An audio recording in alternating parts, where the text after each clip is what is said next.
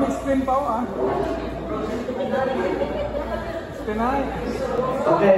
Yes, Check.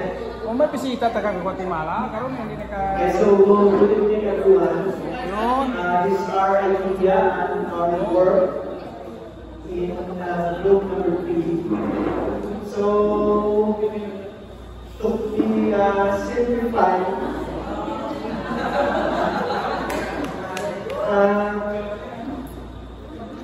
to be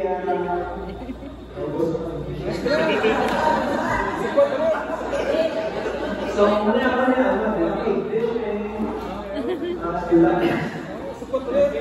so para mag-specific lang kung explain sa inyo ano yung sa group number 3 is wala din namin mag-copy sa group number 1 pero we are the same ideas. So first of all is our tinatanaw sa sa ICM na to become one body. So that's the very essence of it. So ang center, si Clad, and then mga staff na follow sila with submission to authorities and different cultures and different individuals. So, ang result is ICM family. Okay? So, that's all. And thank you.